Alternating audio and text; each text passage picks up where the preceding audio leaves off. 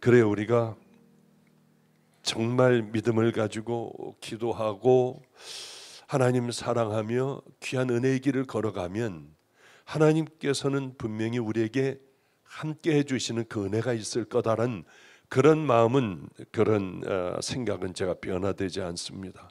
얼마 전에 오래간만에 참 기쁜 소식을 들었어요. 제가 이 방주교회 처음 부임해 왔을 때에 얼마나 외로웠겠습니까? 그저 작은 개척교회에서 어려운 아이들, 집이 없는 아이들, 깡패들, 알코올 중독자들, 이런 사람들하고만 같이 목회를 하다가 방주교회로 왔으니 제가 얼마나 가슴이 떨리겠습니까? 그런데 그때 저를 따뜻하게 맞이해 주는 사람이 있었어요.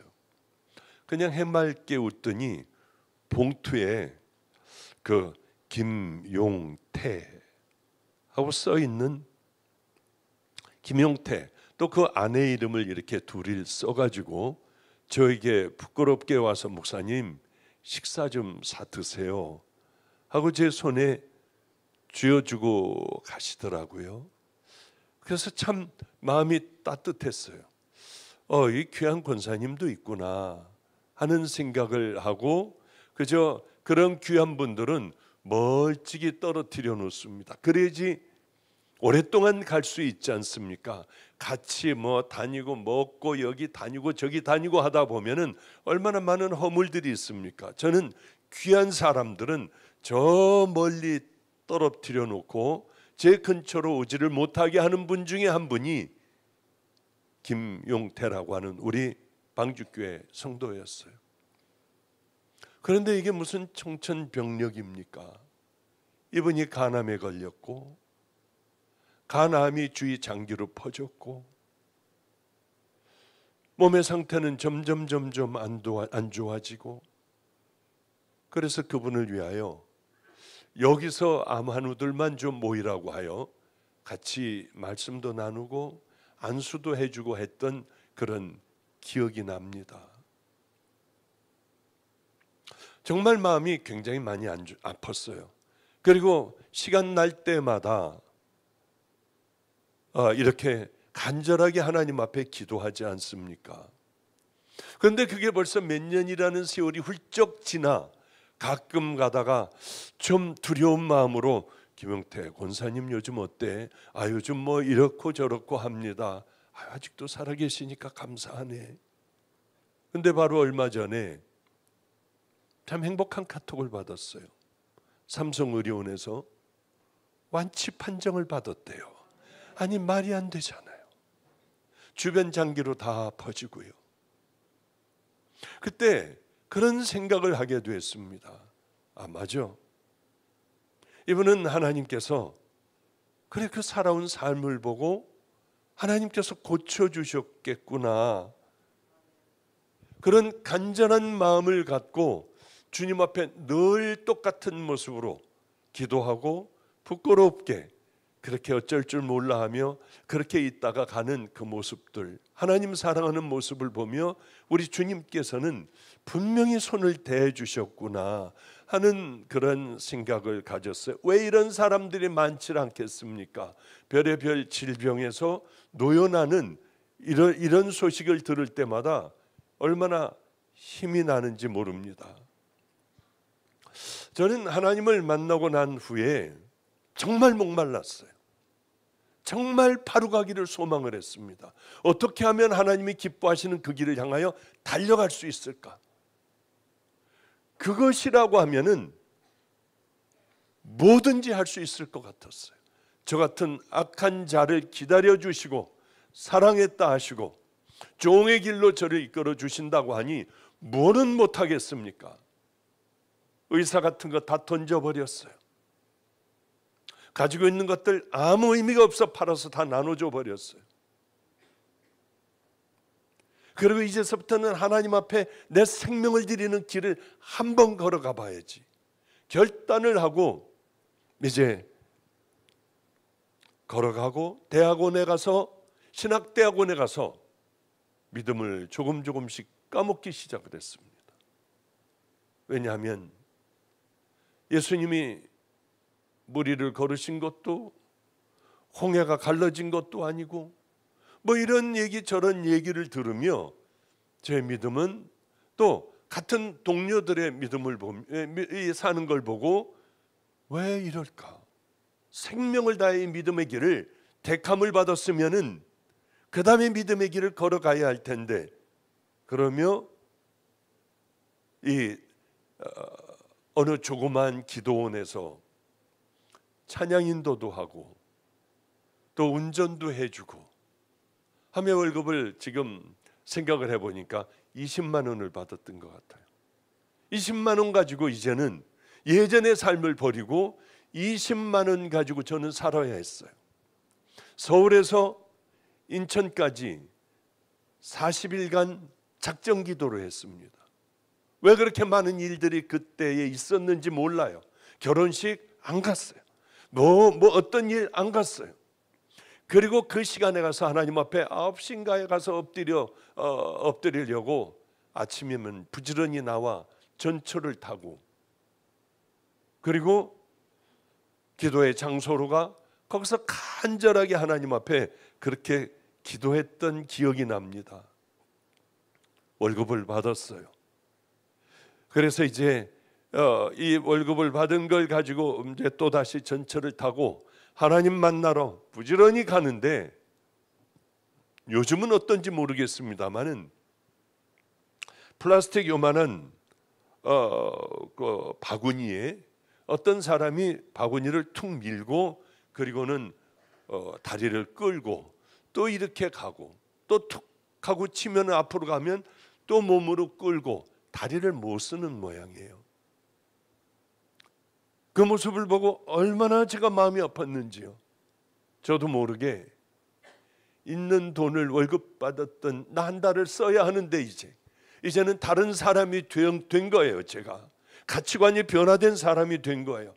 주머니에 있는 한 달 쓸 그걸 다 넣어줘 버렸어요. 집에 갈 차비도 없이요. 아직도 그 사람의 얼굴이요.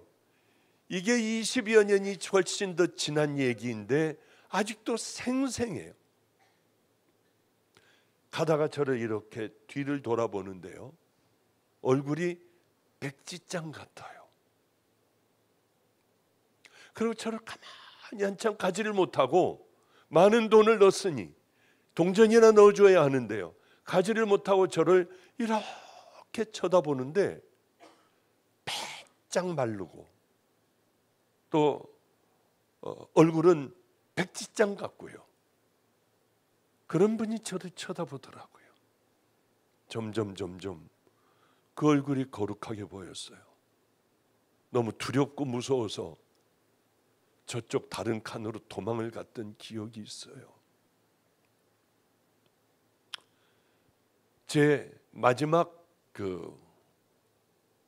이제 40일간의 기도가 끝나는 날이요. 헐떡거리며 막 뛰어와 돈도 없으니 뛰어와서 겨우 그냥 그 시간에 맞게 달려와 숨을 헐떡거리고 아무도 없는 지하 기도원에서 작은 기도원에서 제가 늘 40일간 앉아서 기도했던 바로 그 장소에 무릎을 꿇었어요. 하나님 늦을 뻔했어요. 늦지 않게 해서 감사해요.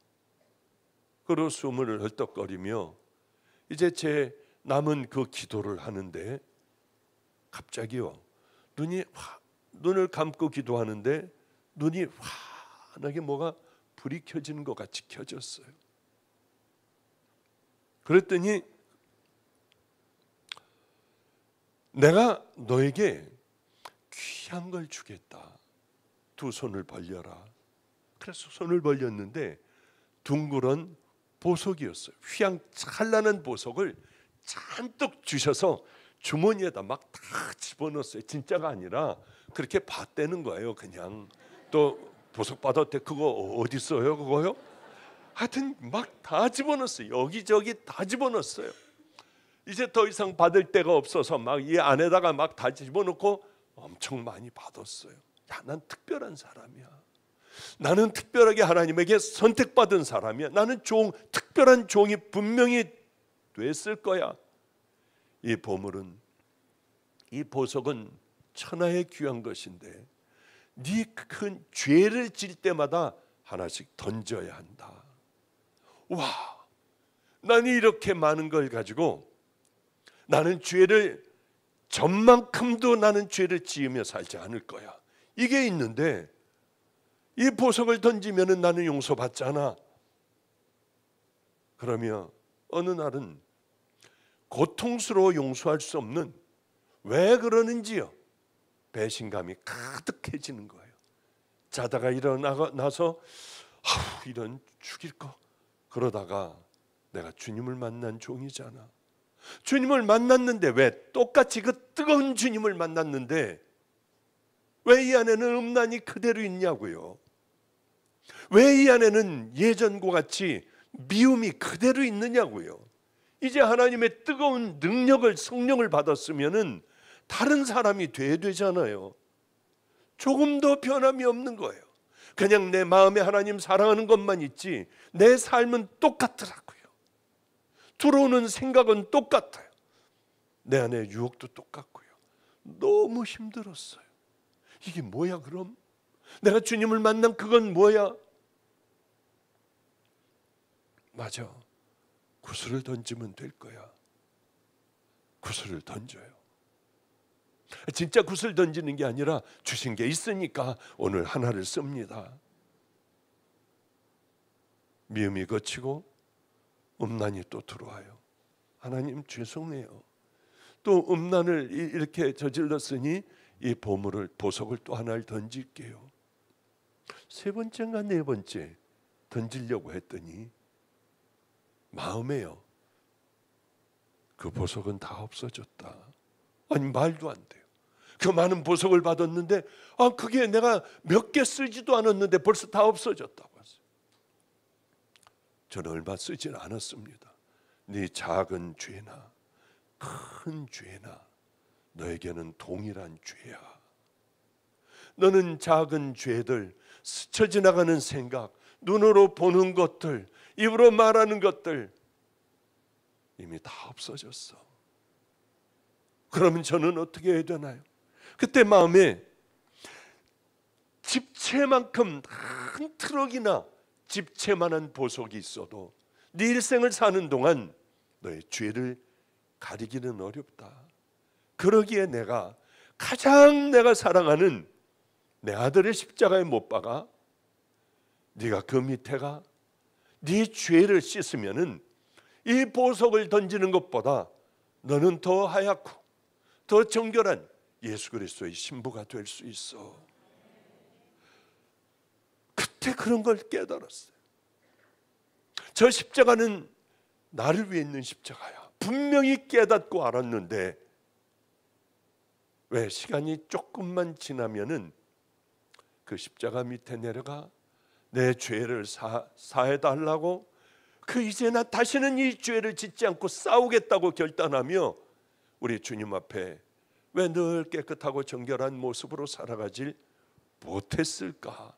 하나님께서 이 귀한 것을 우리에게 허락하여 주셨는데 하는 생각을 참 많이 하게 됐습니다. 그래 우리 성도들에게는 회개하고 하나님 기뻐하시는 귀한 삶을 살게 하는 나 그 목회해야지. 어느 날 저는 갈 데가 없어. 졸업하고 갈 데가 없어. 산으로 들어갔어요. 산으로 들어가서 정말 열심히 기도를 했어요. 신학대학원을 나왔어도 설교 어떻게 하는지 모르겠더라고요. 기도도 어떻게 하는지 모르고 산으로 들어갔어요. 갈 곳이 없으니까. 이제 집도 다 없애버리고 저는 갈 곳이 없었어요. 그래 그 산에 애장터, 애들 죽으면 그냥 묻어버리는데 그곳에 판잣집, 그 판잣집으로 마을하고는 뚝 떨어져 산에 있는 판잣집으로 들어가 가지고 거기서 늘 기도하고 하나님 똑바른 길을 걸어갈 수 있게만 해주세요. 하나님 기뻐하시는 곳에만 갈 수 있도록 해주세요. 내 마음 뺏기지 않게 해주세요. 늘 그러며 밤이면은 산에 올라가 기도했어요. 하나님, 저는 말도 어눌하잖아요. 말도 잘 못하잖아요. 무서움도 많아요. 무서워 죽겠어요. 지금서부터 저 설교 훈련을 좀 시켜주세요. 이제 기도하는 것도 그렇게 기도 거룩하신 하나님 그거 안 하고요, 제가 그냥 말로 할 때 저를 여기서 하나님은 다듬어 주시고 만들어 주시고 부어 주셔서 저를 목사로 만드세요. 이제 내려가라 할 때 가겠습니다. 그리고 매일 산에 올라갔어요. 얼마나 무서운지 몰라요. 그래서 그 밑에 있는 산에 올라가기가 무서워서 밑에서 앉아서 기도하고 있어요. 그리고 좀 덜 무서우면 조금 더 올라가는 거예요. 덜 무서우면 조금 더 올라가는 거예요. 무서워 견딜 수가 없습니다. 그런데 거기는 조치원이에요. 누가 목사님 밤에 불러요. 그 늦은 밤이에요. 예산이라고 하는 데서, 예산 관작이라고 하는 데서 여기 담임 목사가 저를 밑에서 부르는 거예요. 얼마나 반가운 줄 아세요? 죽을 것 같이 무서운데 목사님 얼마나 거기서 뭡니까? 예산에서 이 조치원까지 온다고 하는 거는 한참을 차를 몰고 와야 하지 않습니까? 그것도 밤에요. 칠흑 같은 밤에, 깜깜한 밤에 그 산 밑에서 저를 부르면은 우린 같이 가서 기도했던 그 기억이 나요. 하나님, 이 은혜를 어떻게 갚아야 할지, 주님, 갚아야 할 그때에 갚을 수 있게 해달라고 하나님 앞에 기도를 했는데 정말 하나님께서는 제 다음으로 방주교회를 맡게 해 주셨어요. 그렇게 힘들게 밤에는 올라가서 아무도 없는 그곳에서 무섭고 떨리지만은 하나님, 내게 이 많은 양들을 주셔서 감사해요. 이 소나무, 다른 여러 가지 나무들을 이 내 양들입니다.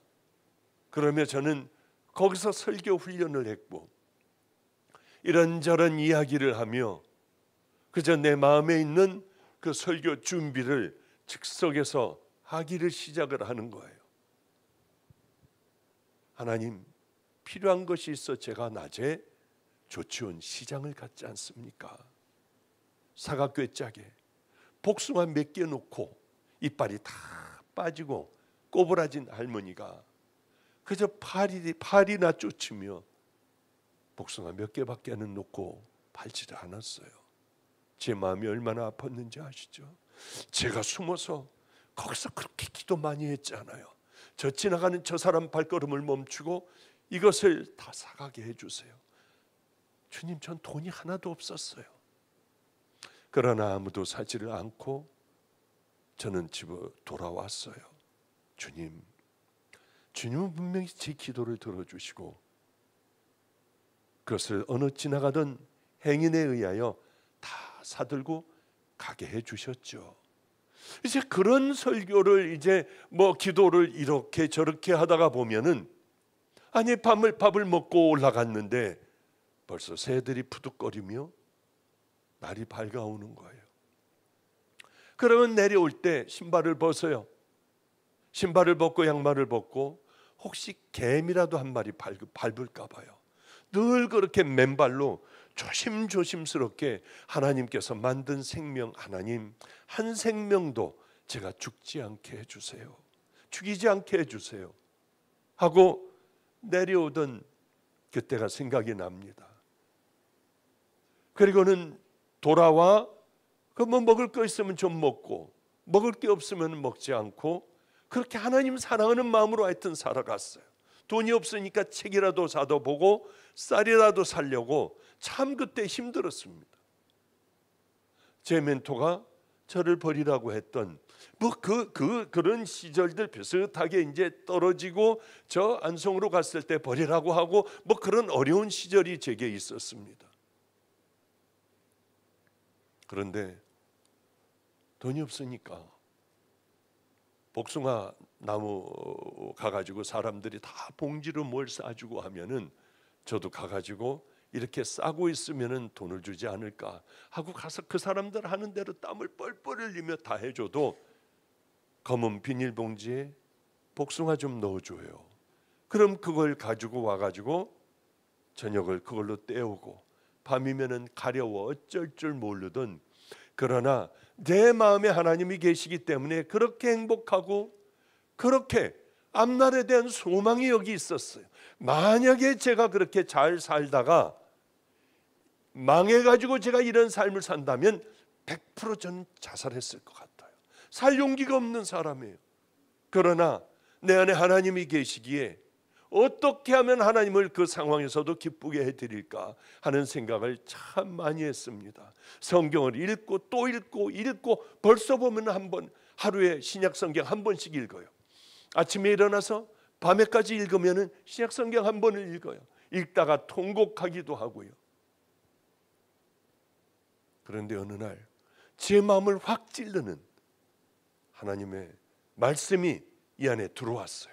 생명을 다해 이것 붙들고 나는 평생을 살아가야겠다. 이건 내 생명과 같은 말씀이야. 성경 전체를 요약한 거예요. 성경을 수도 없이 읽었어요. 2년 동안요. 만 2년 동안 읽어 나가는데 그날 왜 그 구절에 꽂혔는지 몰라요. 정말 성경을 또르륵 꿰며 계속 읽어 나갈 때 이건 성경을 요약한, 한 절로 딱 요약해버린 하나님의 말씀이구나를 깨닫고요. 깊은 깨달음이 제게 나름대로 있었어요. 좋아서 얼마나 막 춤을 추고 좋아했어요. 왜? 깨달음이 있었으니까. 이건 내 생명과 같은 말씀이니까. 어느 율법사가 예수님에게 묻습니다. 선생님이요, 어떻게 하면 영생을 얻을 수가 있습니까? 영원한 생명을 하나님의 아들이신 예수님, 내게 그 영생을 얻는 방법을 가르쳐 주십시오. 율법에 뭐라고 적혀 있느냐? 대답하여 이르되 내 마음을 다하며 목숨을 다하며 힘을 다하며 뜻을 다하여 주 너희 하나님을 사랑하고 또한 내 이웃을 내 자신과 같이 사랑하라 하였나이다. 내 대답이 옳도다. 이를 행하라. 그러면 살리라. 제가 그때 이게 팍 들어오는데요, 이건 내 생명의 말씀이구나. 난 이렇게 한번 가볼 거야. 그렇다고 하면 하나님 사랑을 그렇게 마음을 다하고 목숨을 다하고 힘을 다하고 뜻을 다하여 주 우리 하나님을 사랑하는 거, 이웃 사랑하는 거는 알겠는데 하나님 사랑하는 거는 사랑해야지 부들부들 떤다고 되는 것도 아니잖아요. 그러면 하나님 사랑하는 게 뭘까? 그렇게 마음을 다하고 목숨을 다하고 힘을 다하고 뜻을 다하여 하나님 사랑하는 게 뭘까? 그런 생각을 깊이 하다가 그 다음에 마태복음 5, 6, 7장을 또 읽고 읽는데 맞아. 하나님을 사랑한다고 하는 건 하나님께서 말씀하신 걸 행하는 거구나. 그대로 순종하는 거구나. 그럼 우리 예수님의 이 말씀을 한번 큐티를 해보자. 그게 아마 27년, 7년 됐을 거예요. 제가 그 말씀을 붙들고 매일매일 큐티를 하는 게요. 이 큐티를 샅샅이 해버리면은 그래 아주 깊고 넓게 완전히 확실하게 다 해버려야겠다. 별의별 걸 다 했어요. 이 말씀을 읽다가 딱딱 부딪히는 데서 제 죄, 그동안 모든 지었던 생각나는 죄들을 다 지는 거예요. 보다가 말씀 보다가 내 더러운 죄, 이거 또 보다가 이 더러운 죄들 다 써내려갔어요.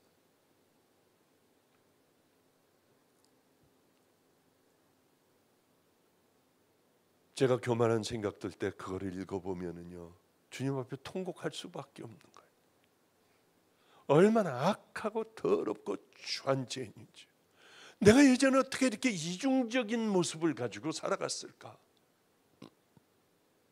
겉으로는 아무렇지도 않으며 난 뒤쪽은 왜 그렇게 악하기가 짝이 없는 인생을 살아갔을까?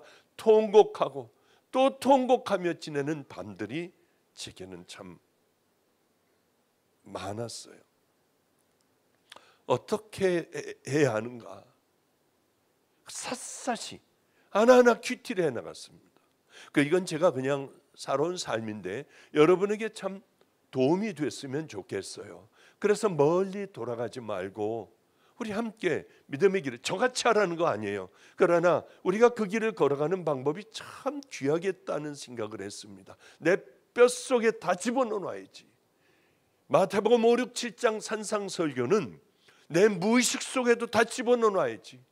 내가 무의식 상태가 되었을 때도 나도 모르게 그것들을 이 입술로 외우고 있는 나 그 사람이 되겠다 하고 밤낮 이 가운데 살았습니다. 심령이 가난한 자는 복이 있나니 천국이 저희 것이며. 그렇게 읽고 지나가는 게 아니라 내 심령에는 뭐가 있을까? 이 더러운 거죠. 가득 채워진 이 심령, 이걸 가난하게 하려면 다 뽑아버려야 하는데, 그럼 뭘 뽑아버려야 할까? 이것저것을 마음속에 다 담고 하나하나 뽑아내는 훈련을 하는 거예요. 또 거기에 대한 죄도 다 써나가는 거예요. 근데요, 그때 얼마나 좌절을, 한 구절을 가지고 1년을 해도 안 돼요. 그것 가지고 싸워도 이거는 됐나 하는데 벌써 저거 놓쳐버리고, 저거에 신경 쓰다 보면 또 이걸 놓쳐버리고요.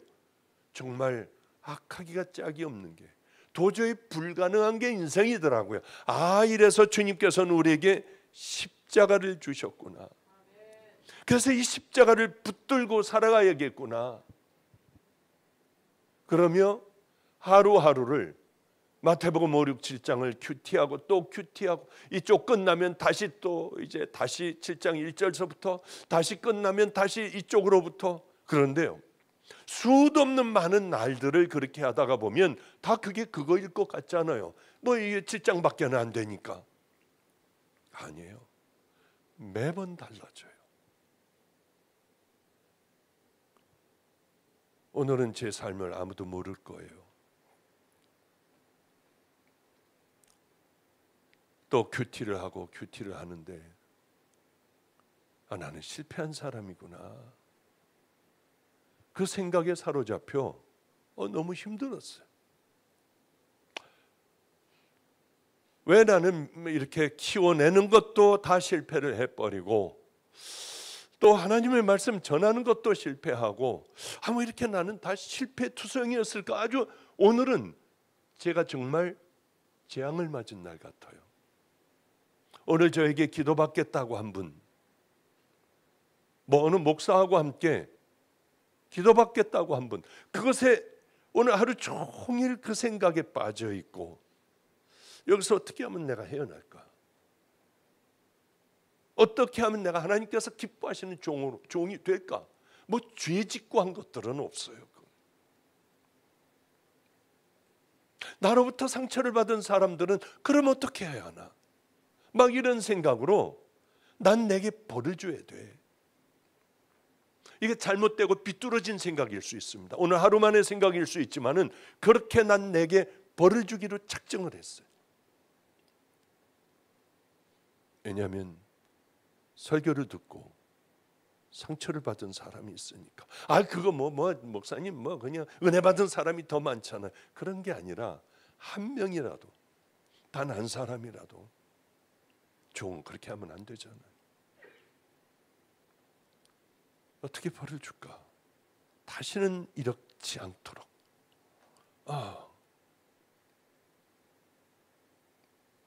9월 3일까지는 내가 집회가 잡혀 있으니까 이젠 설교를 안 할 거야. 나 입을 다물어 버릴 거야 이제. 그 생각을 확 가졌어. 그런데 오늘 그분들 기도해 달라고 하는데 내가 미쳤죠. 이 설교 안 하려고 했는데, 이 얘기 안 하려고 했는데 나도 모르게 그분들에게 얘기를 한 거예요. 난 내게 벌을 줄 거예요. 오직 여기 콱 들어와 있으면 그러겠어요. 난 내게 벌을 줄 거예요. 하나님 앞에 바로 가려고 하면은 옛날에는 이런 것들 아무렇지도 않았어요. 지금 마음은 그걸 꼭 지킬 거예요. 오랫동안 나는 입 다물고 있을 거야. 그러나 외국에 나가 집회하는 것은 약속이 돼 있으니 어쩔 수가 없어요. 한국에서는 나는 안 할 거야 이제. 그런 생각을 예전에는 안 했어요. 그게 뭐 죄야? 뭐 그럴 수도 있는 거지. 설교하다가 내가 이렇게 저렇게 얘기하다 보면 그럴 수도 있는 거 아니야. 뭐 별의별 생각을 다 하고 뭐 내가 가던 길 그냥 아무렇지도 않게 갔어요. 그런데 이제 주님 앞에 바로 가려고 하니까 죄인의 괴수 중에 괴수인 거예요. 사도 바울 같다고 하는 게 아니라 사도 바울도 후반전으로 갈수록 난 죄인의 괴수다. 저도 못 견디겠는 거예요. 이런 부분들이 내가 왜 그랬지 내가? 아니 왜 내가 그런 설교를 왜 그렇게 했지?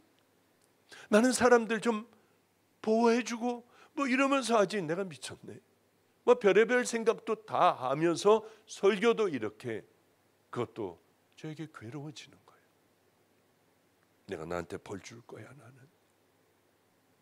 그게 이제 큐티를 이렇게 쭉 늘 하다가 보니까 여기서 벗어나면 늘 괴로운 거예요. 고통스러운 얼굴이에요. 늘 참 힘들더라고요. 제가 잘했다고 하는 게 아니라 잘 못하는 게 있으니까 제가 이러는 거 아니겠습니까? 난 내게 꼭 벌을 줄 거야.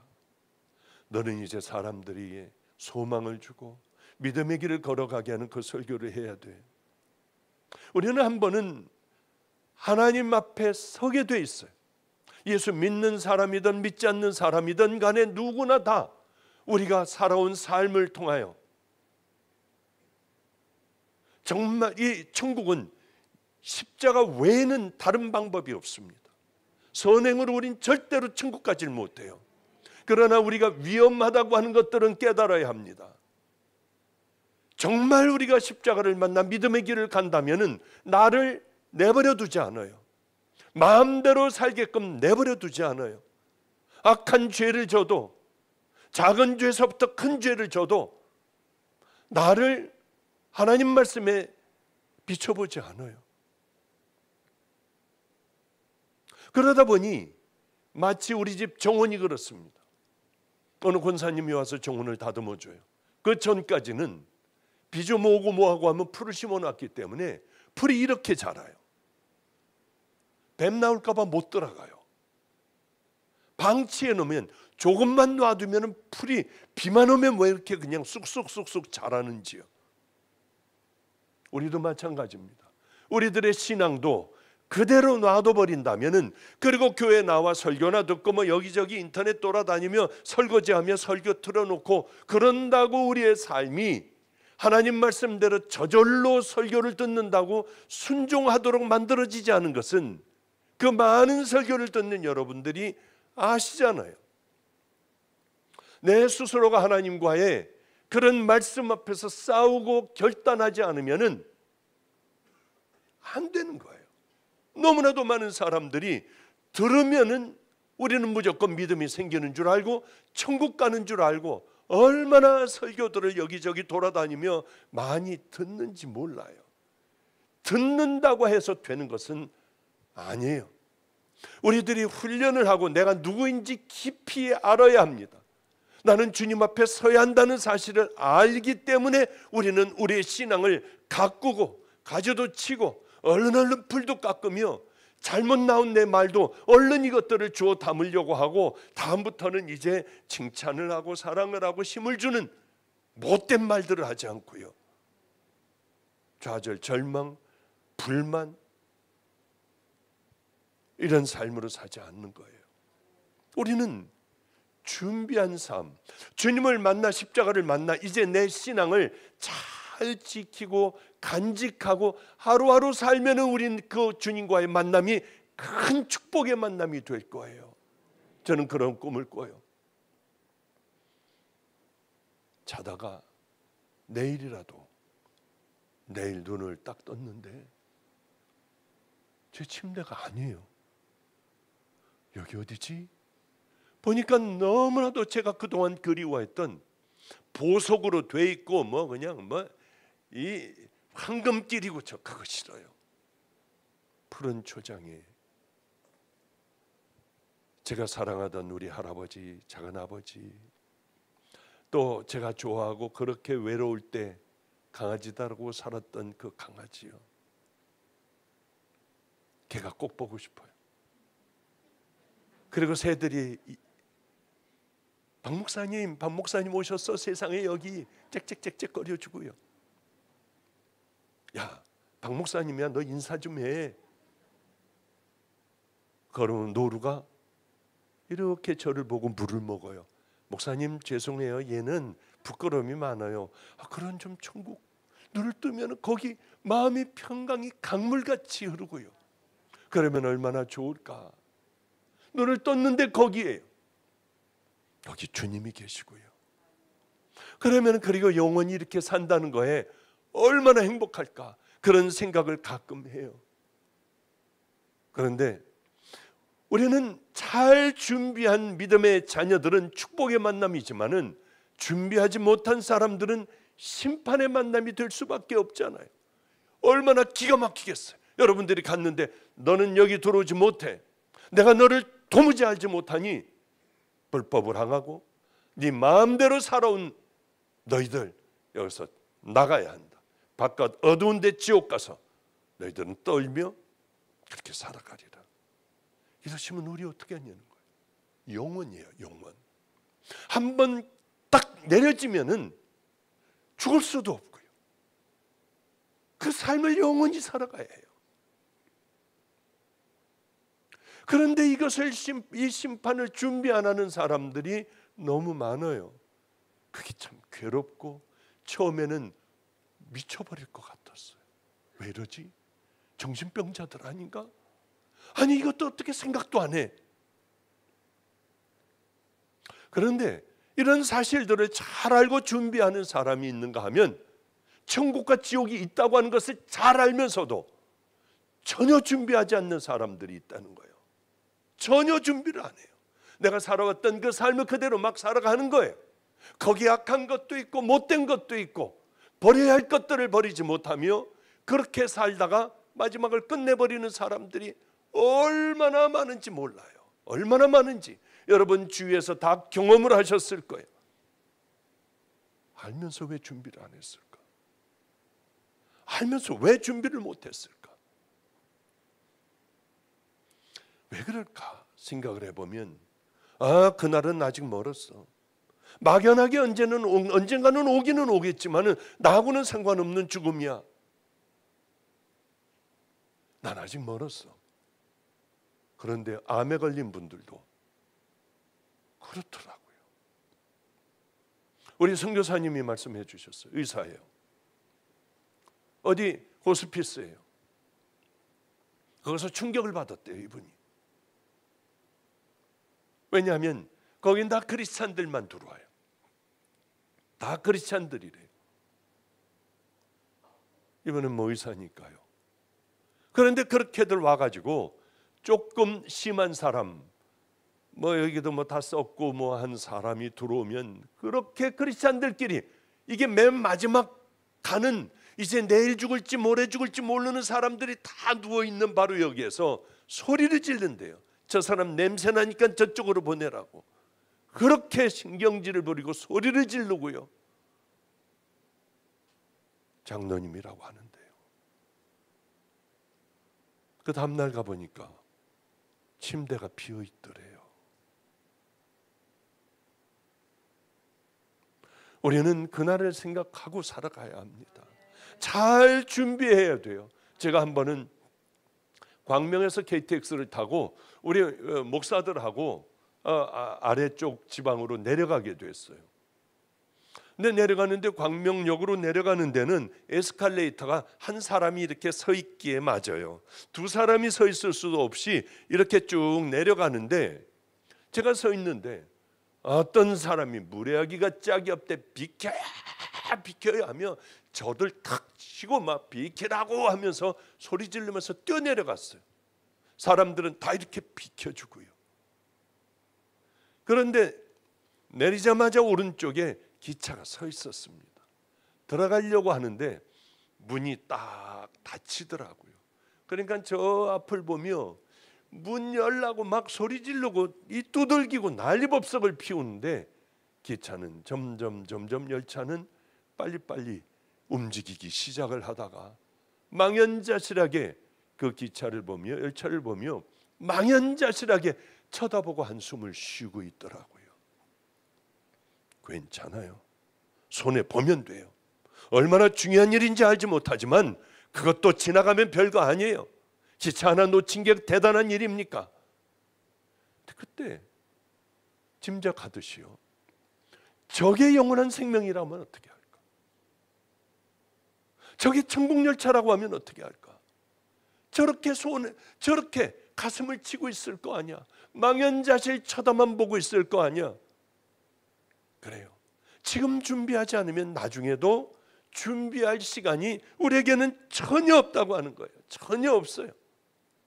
그런데 왜들 그런 귀하고 아름다운 그 준비를 다른 건 다 잃어버려도 왜 그것들을 준비를 못할까? 하나님 마음을 다하고 목숨을 다하고 힘을 다하고 뜻을 다하여 너희 하나님 사랑하라 했으면은 그럼 그 사랑을 하려고 그 사랑이라고 하는 건 뭐냐? 순종하면 되는 거예요.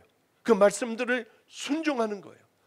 나를 이렇게 비춰보며 아니라고 하면 얼른 던져버리고 그리고 내 이웃을 내 몸과 같이 사랑하라 하면 힘들고 어렵지만은 그것을 확 다 해버리는 거예요.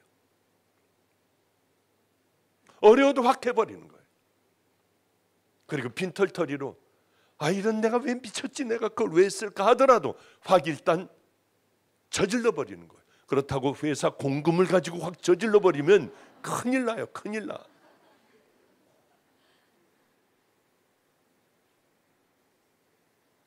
제가 그런 간증 많이 하잖아요. 왜 예수 안 믿었냐? 아버지 할아버지 뭐 다 목사님이고 어머니도 뭐 다 목사님이고 다 교회 열심히 가는데 왜 나만 하나만 안 믿었냐? 마음으로 안 믿었어요. 저는 끌려가기는 교회 갔어요. 왜냐하면 진짜 천국 지옥이 있다면 이 사람들이 이렇게 싸울까? 그 생각이 확실했습니다. 주님 만난 날 그게 제일 궁금해서 먼저 물었다고 하잖아요.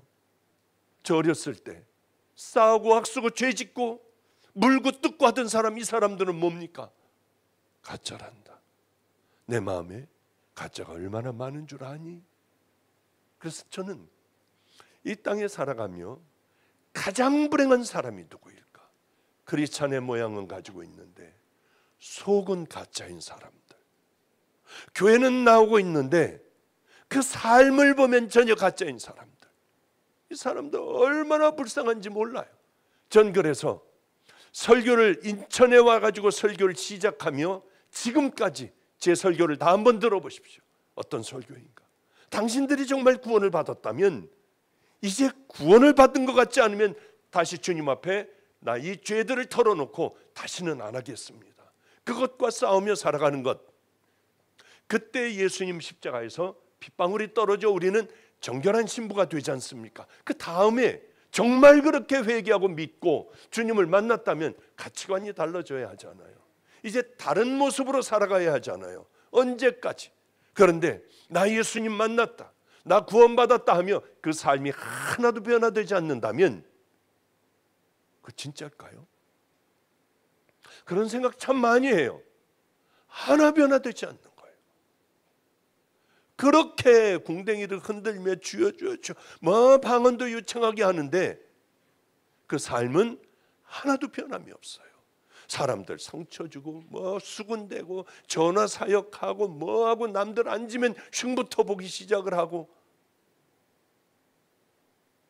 그런 여자들 또 제가 상처 주기 싫어요. 알아서 해요. 알아서. 우리들은 하나님께서 우리에게 뭘 요구하시나, 내게 뭘 요구하시나를 잘 알아야 돼요. 뭘 버려야 할까? 음란을 버려야 할까? 이 죄를 칼로 잘라버려야 할까? 물론 다 맞아요. 우리 일상의 삶을 확 변화시켜야 돼요. 먼저 그동안 지어왔던 모든 죄들을 십자가 밑에서 여러분 철저히 회개하지 않으면 안 되는 거예요. 이스라엘 백성들은 하나님에게 온갖 재물을 다 갖다 바쳤어요. 살찐 송아지에 뭐 그냥 부자들은 더 귀한 것을 갖다 바치고요. 이 사람들은 매 절기마다 하나님 앞에 제사를 드렸습니다. 하나님은 그러시는 거예요. 나 이거 싫어.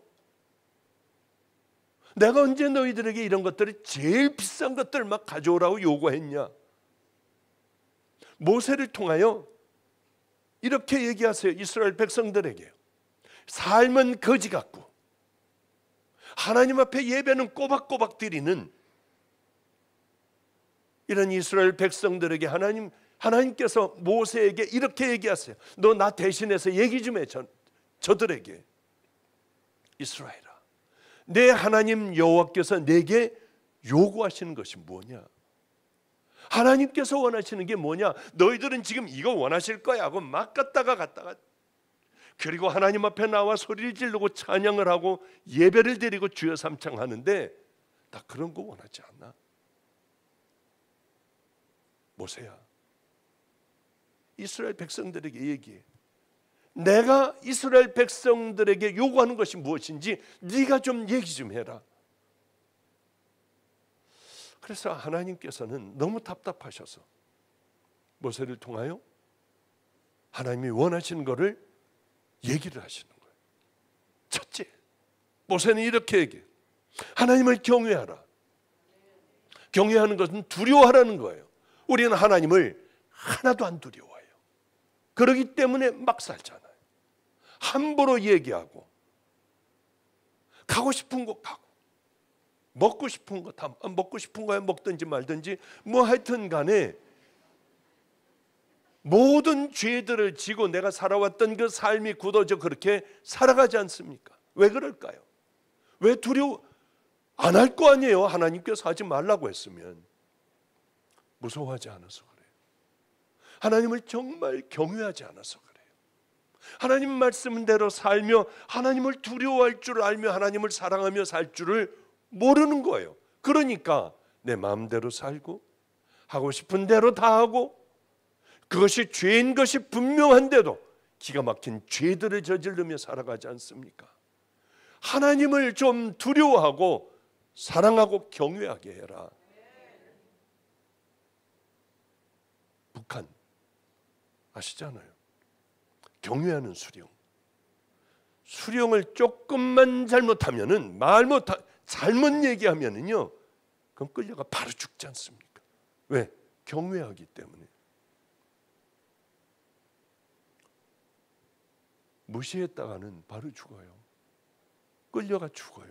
살 수가 없어요.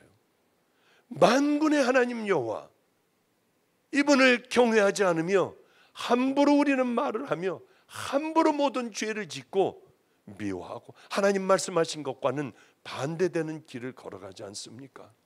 너희들 그러니 나를 좀 경외해봐. 두 번째, 하나님의 도를 행하라. 하나님께서 우리에게 가야 할 길들을 이렇게 가르쳐 주셨습니다. 예수님도 우리에게 좁은 길을 가르쳐 주셨어요. 너희들은 이 길을 걸어가라 하는데 걸어갈 수가 없는 거예요. 왜 그럴까? 하나님을 경외하고 하나님을 두려워하기도 하고 하나님을 사랑하고 그리고 우리들의 결단도 거기에 플러스가 되어서 목숨을 걸고 가려고 하는 그 믿음이 없기 때문에 그래요. 그런 간절한 마음이 없어요. 제가 중국을 갔습니다. 어느 날 중국을 갔는데 그렇게 얘기하는 거예요. 목사님 힘드셨으니까 이제 저기 만리장성인가요? 그쪽을 가면은 뭐 타고 내려오는 것도 있고 뭐 아주 너무 재밌는 데가 있대요. 가봤더니 뭐 성이죠. 뭐 그렇게 뭐 그게 대단해요. 근데 가는데 선교사님하고 가는데 아주 비굴하게 생긴 녀석. 그러나 똑똑하게 생겼더라고요. 그놈이 저 뭐 기념품 파는데 숨어 있다가 나하고 눈이 마주쳤어요. 딱 오더니 제 다리를 확 잡더라고요. 안 놔요. 죽어도 안 놔. 막 그냥 발로 놓고 뛰어놀려고 하는데도 선교사님 안 놔요. 얘는 거기서 골랐어요. 야, 저놈 돈이 있을 것 같다. 저놈은 얼굴이 좀 순하게 생긴 것 같다. 야, 저거 붙들면은 10배, 100배는 나오겠다. 이 계산이 된 거예요, 이놈이. 그래서 뛰어내도 막 장정이 뛰어내도 죽어라고 안 놓는 거예요. 중국말로 뭐라고 하는데 뭔 얘기인지 모르겠어요. 다 놔라. 왜 이러냐? 다 놔라.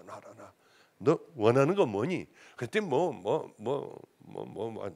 빨라 뭐라고 그러는데 모르겠어요 했더니요.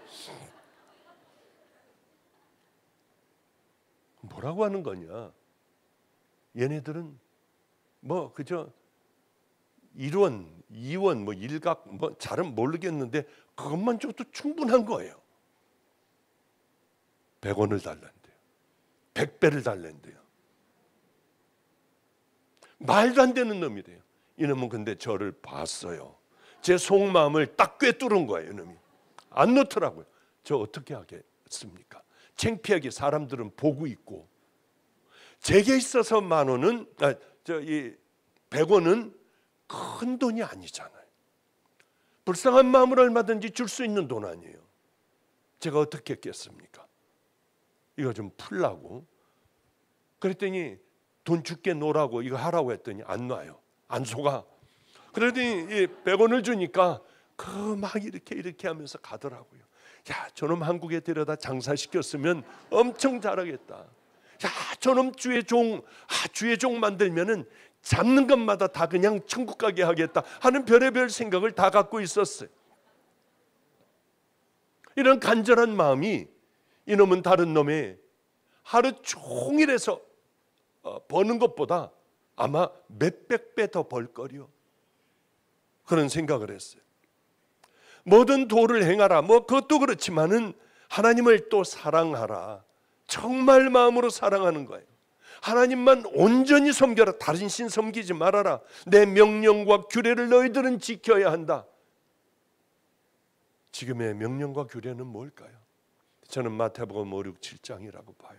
나를 날마다 비춰보는 그리고 다른 곳으로 갈 수 없게 만드는 귀한 것이죠. 그러려면 여러분 지겨울 거예요. 그러나 제 유언도 마지막 설교에 죽어가며 하는 설교라고 하면 전 딱 3가지만 얘기할 거예요. 예수님이라면 어떻게 하셨을까 하고 모든 일들을 예수님이 하셨다고 하면 확 그렇게 해버리는 것.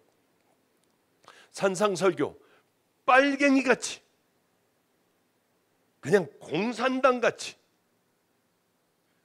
아예 그냥 무장을 해버리는 거예요.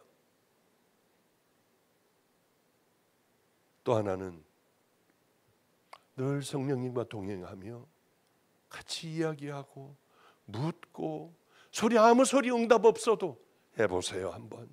하나님을 경외하고 사랑하고 그분 정말 그분의 도를 지켜 그 길을 걸어가고 하며 우리가 한번 그렇게 살아가는 거예요. 힘들지만은 하나님 앞에 살아가려고 마태복음 5, 6, 7장을 이 안에다 꽉 집어넣고 그리고 성령님과 동행해 보세요. 많은 사람들이요 하나님의 음성을 들을 수 있어요. 이단이야 그거 이단 한번 해보세요. 평생 한 번도 못 들어봤기 때문에 그게 뭔지는 모르는 거예요. 깨닫게 도와주시고요. 마음에 이렇게 마음의 소리도 들리는 것 그렇게 하시고요. 우리 한번 그렇게 살아가 보자고요. 시간 정해놓고 큐티도 하고 하나님 기뻐하시는 것 같으면 멍하니 자면서 그저 멍하니 있지 말고 그 시간에 우리 주님 성령님과 함께 동행하는 거예요. 저는 오늘 또 들어가서 그렇게 잘 거예요. 분명히 성령님 오늘 너무 괴로워. 설교 요만큼도 준비 못하고 어떻게 하지? 걱정하며 올라왔잖아요. 그러나 제 마음은 저를 혼내주려고 작정을 했어요. 이제 어떤 설교든지 또 보고 또 보고 또 보고 또 보며 철저하게 조심할 거예요. 그 어떤 사람도 상처받지 않도록. 아마 그렇게 할 거예요. 그런데 저를 잡아주셨기 때문에 아무 생각 없이 올라왔지만은 그렇게 이야기를 시작을 하고 기도도 예수님 피 묻은 손 나를 잡아주셨네. 그 찬양도 듣게 하시고 그래요. 너희들 그렇게 이제 기도하다가 보면 잠들잖아요. 그 다음 아침에 일어나면 내 첫 생각과 마음을 드려야지. 더러운 것 드리지 말고 딱 의식이 돌아오면 저도 모르게 자동적으로 이렇게 엎드려 성령님과 함께 잘 자게 해주시니 감사해요. 오늘 점심 먹는 그날 그 시간까지 마음으로나 스쳐 지나가는 생각까지도 지지 않게 해주세요. 그러고 또 밥 먹을 때까지 가서 샤워하며 우리 성령님 함께 해주셔서 이 더러운 때들 이 구정물들 있잖아요. 이거 다 이렇게 딱 비누로 닦여 나가듯이 성령의 비누로 제 마음에 있는 이 심령에 있는 더러운 것이 있다면은 깨끗하게 구정물 버리듯이 이렇게 다 깨끗하게 씻겨주세요. 이러고 이빨 닦으면서도 다 하고 드라이 하면서도 저는 그래요.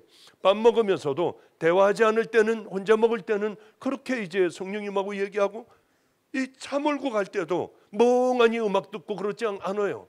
그렇게 얘기하며 가는 거예요. 그게 쌓이다가 보면은 간증을 하면 이단이라고 또 몰고 가고 하는 그런 일들이 벌어진다고 하는 거죠. 그런데 이스라엘 백성들은 하나님의 이 요구, 당연한 이 요구, 너희들 이 재물 가지고 오는 거 나 그거 싫다. 때마다 모이는 거 나 그거 싫다. 너희들이 내게 해줄 것은 이렇게 내 요구는 바로 이런 것들이다 하니 이스라엘 백성들은 하나님께서 이렇게 원하시는구나 하고 다 그렇게 해야 할 텐데 했나요? 할 수 없었어요. 이 하나님께서 원하시는 그걸 들어드릴 수가 없는 거예요. 왜 그럴까? 여러분들이 천국과 지옥이 있으며 또한 우리가 이제 하나님의 자녀들로 빛과 소금의 삶을 살아야 하며 모든 걸 다 알아요. 용서하고 사랑하고 이건 너무나 잘 알아요. 그런데 여러분은 그렇게 합니까? 순종하며 삽니까? 용서하고 다 사랑하고 다 이렇게 하며 삽니까? 살 수가 없는 거예요. 왜 그러냐면 100만 번의 설교를 들어도 우리는 그렇게 살 수가 없어요.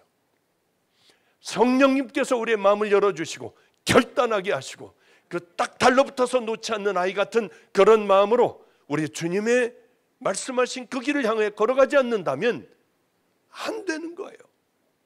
이스라엘 백성들은 하나님의 이 요구를 들어드리려면 속사람이 변화돼야 합니다. 그런데 속사람이 변화되지 않고는 절대로 이 하나님의 이 요구를 들어드릴 수가 없어요. 아니야, 그런 걸 요구하셔. 할례 받으면 되지. 할례. 우리 그럼 유대인 아니야? 하나님의 자녀 아니야? 겉에 할례만 받으려고 했지 마음속에 할례를 받고 하나님께서 요구하시는 이걸 들어드리려고 몸부림을 치며 믿음의 길을 하루하루 걸어가는 백성들은 없었어. 몸이 깨끗하면 됩니까? 가서 샤워하고 오면 됩니까? 여러분 그럼 깨끗해져요? 그리고 여러분들이 좋은 옷, 속옷 다 갈아입었으니까 여러분 새 사람입니까? 하나님 보시기에는 겉모습이 교인이라고 다 교인이 아닌 거예요. 여러분이 교회 나와 예배를 드린다고 여러분 다 교인이 아닌 거예요. 이 가운데도 분명히 갈라지지 않겠습니까? 천국 가는 믿음의 성도들과 지옥을 갈 수밖에 없는 수도 없는 많은 하나님의 말씀을 들었지만은 하나님과 상관없이 살아가는 구원을 받은 적도 없는 그런 사람들이 왜 없겠어요?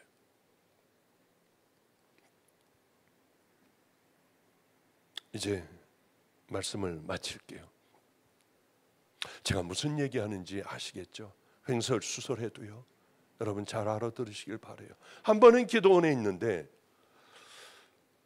어느 분이 눈이 퉁퉁 부어왔더라고요.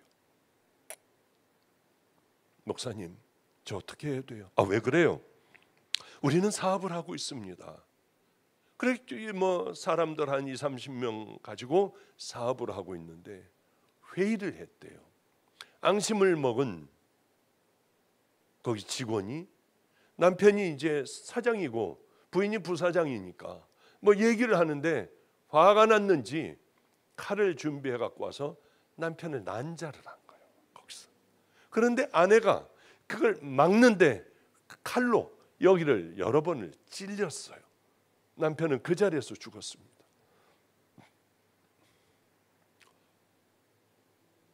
저한테 와서 이 사람은 뭐 십몇 년인가 뭐 20년인가 십몇 년인가 하여튼 그렇게 받게 되었고 자기 남편은 새벽 한 번도 빠진 적이 없고 하나님밖에는 모르는 사람인데 이게 도대체 무슨 일이니요? 나 어떻게 해야 되느냐? 당신이 정말 좁은 길을 걸어가고 싶다고 하면 하나님의 귀한 자녀의 신부로서의 그 길을 걸어간다면 내 얘기해 주겠다. 말씀해 보세요. 답은 알고 있죠. 그러니까 퉁명스럽게 말씀해 보시죠. 당신 남편이 늘 읽고 교회가 찬양하고 성경 보던 성경을 당신 손으로 직접 당신이 이렇게 한 팔을 못 쓰게 하고 남편을 걷어가게 한 그 원수에게 이 성경을 갖다 줘라. 그걸 어떻게 하느냐요? 마음은 도저히 안 된대요. 마음은 부들부들 떨려도 순종해서 갖다 줘봐라. 한 심령이 또 거듭나게 될 거다. 그 사람은 회사도 다 뺏겨버렸어요. 지금 뭐 하는 줄 아세요? 빌딩 청소부가 됐어요. 초라한 모습으로 그렇게 다 했어요. 성경도 다 갖다 줬어요. 저 사람에게 내가 얼마나 많은 원망을 들을까. 어느 날 저를 또 찾아왔더군요. 목사님, 남편을 화장했는데 금리빨이 나왔어요. 금이 요만한 조각이 나왔더래요. 그것과 내 남편이 내게 프로포즈 할 때 금목걸이를 줬어요. 내게 직접 차줬대요. 그래서 이걸 가지고 금리빨과 남편이 자기에게 준 금 목걸이를 가지고 금은방에 갔더니 100 얼마를 주더랍니다. 뭐 요즘은 많이 올랐으니까 더 주겠지만은 100 얼마를 받아가지고 왔어요. 동전까지요. 목사님, 지금 아프리카 가신다고 하는데 생명 살리는데 써주세요. 성도님, 사모님으로 살던 분이에요. 지금 뭐 하시나요? 빌딩 청소해서 그저 살아가는데 예전보다 더 기쁜 삶을 살아가고 있어요. 목사님, 걱정하지 마세요. 아프리카 갈 때 이걸 생명 살리는데 써주세요. 마음이 얼마나 뭉클하든지요. 그래서 우리 거기서 돌아다니며 사람 살리는 의사들 있지 않습니까? 그분에게 나눠줬어요. 꼭 사람 살리는 데만 써라. 가다가 죽어가는 사람들 있으면 살리는 데만 써라. 이런 사연을 알려줬습니다. 그렇게 쓰겠다고 하고 아마 뒤에는 제가 알아보지 않았지만 그렇게 썼겠죠. 하나님의 자녀들의 모습이 뭘까? 하나님께서 우리에게 얘기하신 그 말씀대로 순종하고 따라가는 자녀들이 바로 그 자녀들 아니겠습니까? 그 자녀의 길은 너무나도 어려워요. 힘들어요. 이분같이 하라고 하는 게 아니에요. 작은 것부터 한번 싸워보자고 하는 거죠. 또 하나의 예배로 집회로 끝내버리는 게 아니라 작은 것부터, 힘들지만 자존심이 무너지는 것 같아도 가서 잘못했다고 하고 어깨 한번 두들겨 주고요. 우리가 그런 삶을 살아갈 때 하나님은 우리에게 함께 더해 주시는 축복의 정말 크리스찬의 삶을 살아갈 수 있다는 거죠. 우리 모두 그 길을 향하여 함께 걸어가는 이번 집회가 꼭 우리를 그렇게 거듭나게 하는 아름다운 집회가 되기를 주님의 이름으로 축복합니다. 기도하겠습니다. 거룩하신 우리 하나님, 우리를 살려주소서. 이대로 방치하면 우리의 신앙은 돌이킬 수 없습니다. 다시 한번 십자가 밑에 무릎 꿇게 하시고 우리가 당연히 가야 할 길이 무엇인가를 깊이 깨달아 하나님 원하시는 그 성도들로 우리를 변화시키고 거듭나게 꼭 하여 주시옵소서. 오늘도 많은 성도들이 흰옷을 입고 믿음의 길을 향해 함께 걸어가는 능력의 밤이 되기를 간절히 소망하오며 예수님 이름으로 축복하옵고 기도드렸습니다. 아멘 아멘.